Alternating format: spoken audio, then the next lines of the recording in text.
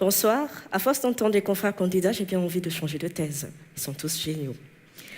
Au départ, quand j'ai commencé ma thèse, je me suis dit « Ah, c'est du tout cuit. J'ai la recette du bonheur. Comme un vol le vent au quenelle, avec une technique culinaire imparable. » Premièrement, découper les champignons.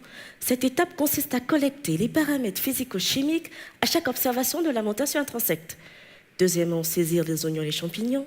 Comme à l'aide d'ordinateur, déterminer un modèle mathématique prédisant la distribution de la montée. Troisièmement, verser la crème dans la casserole avec les quenelles. Il faut poser des GPS sur les lamentins pour vérifier si les déplacements correspondent avec les résultats de l'équation mathématique. Pour finir, laisser mijoter puis dresser. Mais ça, c'était avant.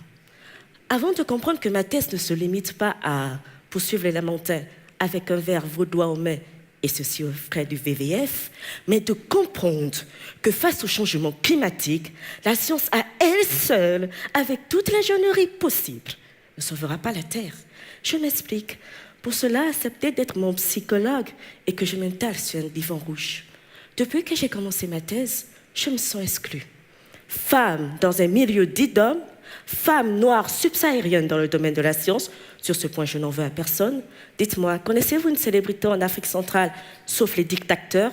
Et même dans ce club, aucune femme. Et comme communauté locale, qui n'a pas son mot à dire dans la conservation. C'est sur cela que je vais m'appesantir. Les politiques actuelles de conservation ont tendance à être dures avec les communautés autochtones. C'est uniquement un problème d'ordre idéologique. Le concept est le suivant. Nature sauvage où l'homme n'a pas sa place. Mais si on exclut un peuple de forêt, de sa forêt, pour soi-disant conserver cette forêt, c'est que nous avons perdu le meilleur allié pour cette forêt. Chaque peuple, que ce soit chez les Inuits au Groenland ou les Kakemuk en Asie centrale, a développé une information collective se basant sur l'interaction avec le milieu. Il est temps que la conservation passe des approches descendantes à ascendantes. Cela s'est déjà vu dans le passé. Par exemple, avec le peuple Ashanika en Amazonie. En 30 ans, ils ont redonné vie à des terres qui n'étaient même pas convenables pour des pâturages.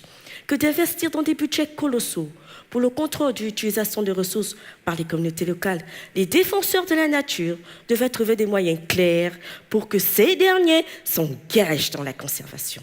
Vous l'aurez compris, le nouveau challenge de ma thèse après la spatialisation de l'espace vital d'un animal en voie de disparition et la préservation des sites Ramsar, c'est de rechercher la vision de conservation des peuples autochtones du sud du Gabon afin que cela intègre le plan de gestion de leurs terres.